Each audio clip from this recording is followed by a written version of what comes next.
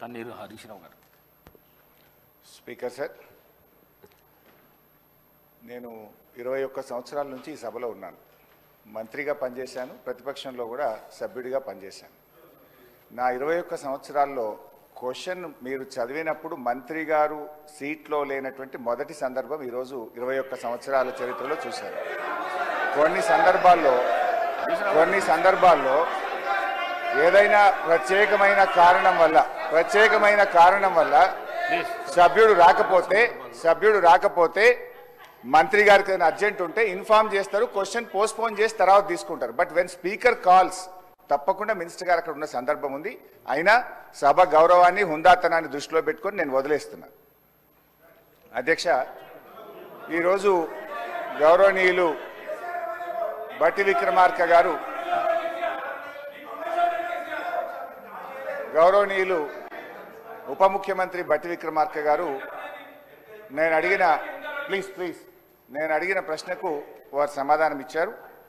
రాష్ట్ర ప్రభుత్వం ఎఫ్ఆర్బిఎం కింద తీసుకున్న అప్పులు 51,277 కోట్లని చెప్పారు. అఫ్ కోర్స్ ఈరోజు ఉదయం నేను రిజర్వ్ బ్యాంక్ ఆఫ్ ఇండియాది కూడా రిపోర్ట్ తీసుకున్న పొద్దున్నే నెట్లో. ఈరోజు కలిపితే ఇంకో 3,000 కోట్లు పెరిగింది.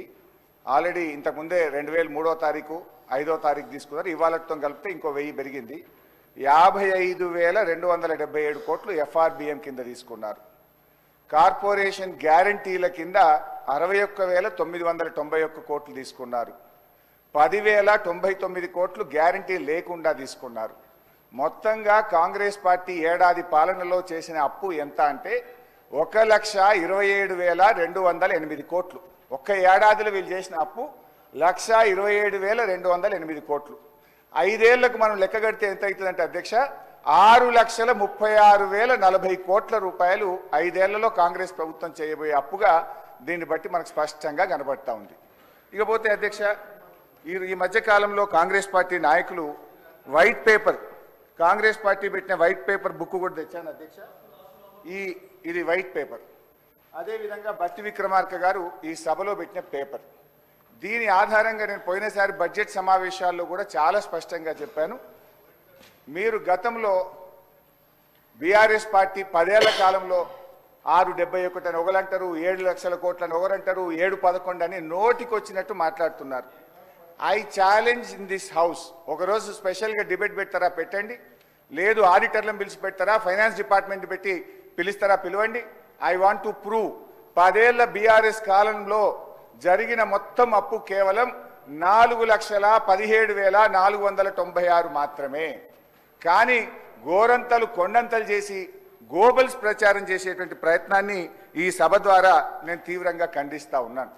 గతంలో గౌరవనీయులు బట్టి విక్రమార్క గారు ఎన్నికల ముందు ఆదాయాన్ని సమకూర్చడంలో కాంగ్రెస్ పార్టీకి అపారమైనటువంటి అనుభవం ఉంది, హామీలన్నీ నెరవేర్చడం మాకు పెద్ద సమస్యే కాదు అని ఎన్నికల ముందు చెప్పారు. వీడియో కూడా ఉంది, కావాలంటే పంపిస్తాను. ఇప్పుడు అధికారంలోకి వచ్చిన తర్వాత ఏమైంది, ఏడాది అయింది, హామీలు ఎప్పుడు అమలు చేస్తారంటే అప్పుల పేరు చెప్పి తప్పించుకునేటువంటి ప్రయత్నం చేస్తున్నారు. ఒక అబద్ధాన్ని 100 సార్లు చెప్తే నిజమైతే అనే విధంగా గోబల్స్ ప్రచారం చేస్తూ ఉన్నారు. అందుకే ఈ శాసనసభ వేదికగా సభ్యులకు రాష్ట్ర ప్రజలకు కూడా ఈ 7 లక్షల కోట్ల అప్పు అని కాంగ్రెస్ పార్టీ చేస్తున్న ప్రచారం తప్పు అని ఈ సభ ద్వారా రాష్ట్ర ప్రజలకు నేను తెలియజేయదలుచుకున్నా అధ్యక్ష. ఆర్బీఐ కంటే గొప్ప వాళ్ళు అయితే ఉండరు అధ్యక్ష. ఇన్ఫ్యాక్ట్ అధ్యక్ష, ఈ 4,17,496 కోట్లలో కూడా 10 ఏళ్ల బీఆర్ఎస్ పాలనలో 4-5 ప్రత్యేకమైన విషయాలు ఉన్నాయి. 2 వరుస కరోనా సంవత్సరాలు రావడం వల్ల కేంద్ర ప్రభుత్వం అప్పుడు మొత్తం దేశం యొక్క ఎకానమీ అతలాకుతలమైంది. మీరు రాష్ట్రాలు 1.75% అదనంగా అప్పులు తీసుకోండి, క్యాపిటల్ ఎక్స్పెండిచర్ చేయండి అని కేంద్ర ప్రభుత్వం చెప్పడం వల్ల మనము తీసుకున్నటువంటి అప్పులు కూడా ఉన్నాయి. ఇది కాకుండా ఉదయ్ స్కీమ్ ద్వారా, సార్ లెట్ మీ కంప్లీట్, ఆ తర్వాత అని చెప్పమనండి.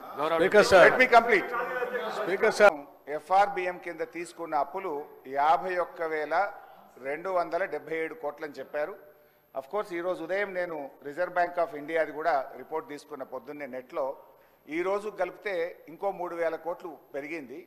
ఆల్రెడీ ఇంతకుముందే 2003వ తారీఖు 5వ తారీఖు తీసుకున్నారు. ఇవాళతో కలిపితే ఇంకో 1000 పెరిగింది. 55,277 కోట్లు ఎఫ్ఆర్బిఎం కింద తీసుకున్నారు. కార్పొరేషన్ గ్యారంటీల కింద 61,991 కోట్లు తీసుకున్నారు. 10,099 కోట్లు గ్యారంటీ లేకుండా తీసుకున్నారు. మొత్తంగా కాంగ్రెస్ పార్టీ ఏడాది పాలనలో చేసిన అప్పు ఎంత అంటే 1,27,208 కోట్లు. ఒక్క ఏడాదిలో వీళ్ళు చేసిన అప్పు 1,27,208 కోట్లు. 5 ఏళ్లకు మనం లెక్క కడితే ఎంత అవుతుందంటే అధ్యక్ష 6,36,040 కోట్ల రూపాయలు 5 ఏళ్లలో కాంగ్రెస్ ప్రభుత్వం చేయబోయే అప్పుగా దీన్ని బట్టి మనకు స్పష్టంగా కనబడతా ఉంది. ఇకపోతే ఈ సభ జరుగుతున్న తీరును రాష్ట్ర ప్రజలు, సిద్దిపేట ప్రజలు, వికారాబాద్ ప్రజలు, దేశ ప్రజలు అందరూ చూస్తున్నారు. సభలో జరుగుతున్న తీరును ప్రజలు గమనిస్తున్నారు. రైట్ అధ్యక్ష, గౌరవ డిప్యూటీ స్పీకర్ గారు గతంలో సభ ఎట్లా జరిగింది, ఇప్పుడు ఎట్లా జరిగింది అని ఒక్క నిమిషం. I'm quoting rules book. Deputy CM అదే సారీ సీఎం అవుతారేమో ఫ్యూచర్లో, మంచిదే కదా. We want him to become a CM. అయితే అధ్యక్ష గారు మీరు మాట్లాడుతూ డిప్యూటీ స్పీకర్ అన్నారు. డిప్యూటీ స్పీకర్ కాదు, డిప్యూటీ సీఎం అని. ఓకే, గౌరవ డిప్యూటీ సీఎం గారు ఇంతకుముందు వారు డిప్యూటీ స్పీకర్ గా పనిచేసినారు. మాకు పాత మిత్రబంధం ఉంది వారికి నాకు. అయితే అధ్యక్ష గౌరవ డిప్యూటీ స్పీకర్ గారు డిప్యూటీ సీఎం గారు గతంలో ఇప్పుడు ఉన్న రూల్స్ గురించి మాట్లాడారు. I'm quoting rules book sir, assembly rules book, page number 86, paragraph number 232(2), public accounts committee గురించి. The committee shall have the power to indicate in the proposed time table the different hours at which the various stages of bills and other business shall be completed. అంటే BAC కమిటీకి power ఉంది. Shall అక్కడ ఏమన్నది, shell have the power అని స్పష్టంగా చెప్పారు. బిఏసిలో ఏ బిల్లులు పెట్టాలి, ఎప్పుడు పెట్టాలని చర్చించిన తర్వాతనే పెట్టాలని రూల్స్ బుక్ చెప్తుంది. నిన్న నేను రూమ్ లో కూడా మీ ముందు చెప్పింది కూడా నేను, సార్ బిల్లులు మాకు బిఏసీలో చర్చించకుండానే 2 బిల్లులు సభలో ప్రవేశపెట్టారు, ఇది తప్పు అని నేను రూల్స్ బుక్ ఆధారంగా మాట్లాడినా. నేను రూల్ మాట్లాడినా కానీ బట్టి గారేమో లేని ఆవేశం తెచ్చుకొని కాంగ్రెస్ పార్టీ చేసిన అప్పులు బయటపడుతున్నాయని చెప్పి సభను తప్పుదో పట్టించడానికి వారు ఉపన్యాసం చేశారు.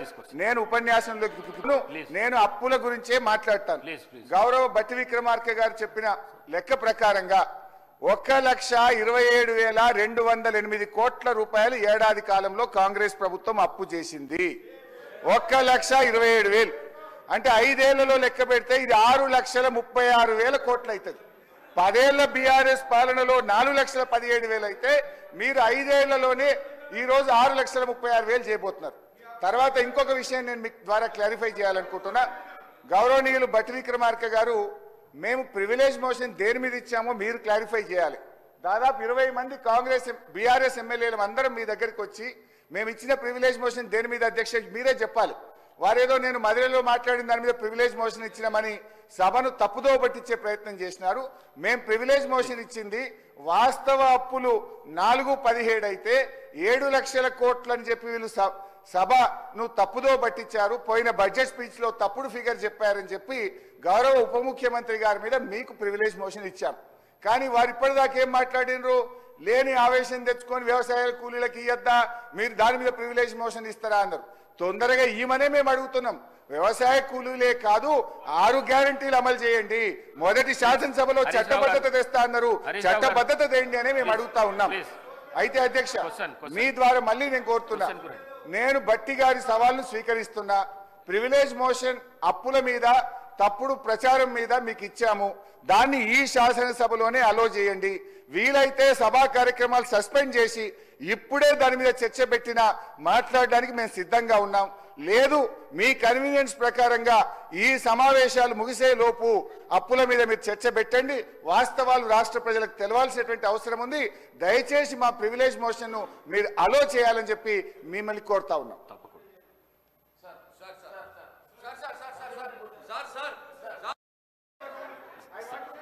హరీష్ రావు గారు, no point of order in question hour. Please కూర్చోండి. సార్ నేను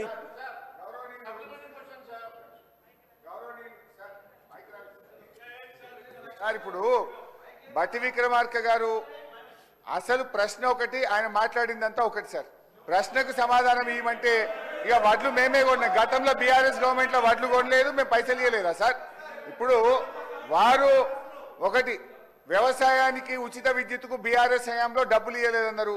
నేను ఐఎమ్ ఛాలెంజింగ్ 65,000 కోట్ల రూపాయలు ఉచిత విద్యుత్తుకు బీఆర్ఎస్ హయాంలో మేము విద్యుత్ శాఖకు చెల్లించాము. నంబర్ 1. నంబర్ 2, వారు మాట్లాడుతూ మిత్తిలకి ఇంత కడుతున్నామని చెప్పిండ్రు. ఆర్బీఐ నివేదిక ప్రకారంగా 2,900 కోట్లు మాత్రమే మిత్తి. కాగ్ రిపోర్ట్ ప్రకారంగా 2,100 కోట్ల రూపాయలు మిత్తి కడుతున్నారని కాగు ఆర్బీఐ చెప్పింది ఒకటైతే, భట్టి గారు సభలో చెప్తున్నట్టు తప్పు విషయాన్ని వారి సభను తప్పుదో పట్టిస్తున్నారు. అధ్యక్ష, 1,27,000 కోట్ల అప్పు తెస్తే ఏమన్నా ఒక్క ప్రాజెక్టు కట్టిందా అధ్యక్ష? మేము మా బీఆర్ఎస్ హయాంలో మిషన్ భగీరథ, మల్లన్న సాగర్, రంగనాయక్ సాగర్ ఎన్నో ప్రాజెక్టులు కట్టి ఆస్తుల కల్పన చేసింది బీఆర్ఎస్ అయితే, అప్పులు చేసి వీళ్ళు కేవలం కమిషన్ల కోసం పంచుకొని తిన్నారు తప్ప వాస్తవానికి జరిగిందేం లేదు అధ్యక్ష. నేను మీ ద్వారా కోరుతా ఉన్నా, దయచేసి ఈ అంశం మీద చర్చ పెట్టండి. ప్రజలకు వాస్తవాలు తెలియాల్సిన అవసరం ఉంది. మీరు ప్రివిలేజ్ మోషన్ కన్సిడర్ చేసి చర్చ పెట్టాలని కోరుతూ సభను తప్పుదో పట్టిస్తూ భట్టి గారు చేసిన వ్యాఖ్యల్ని తీవ్రంగా ఖండిస్తున్నారు.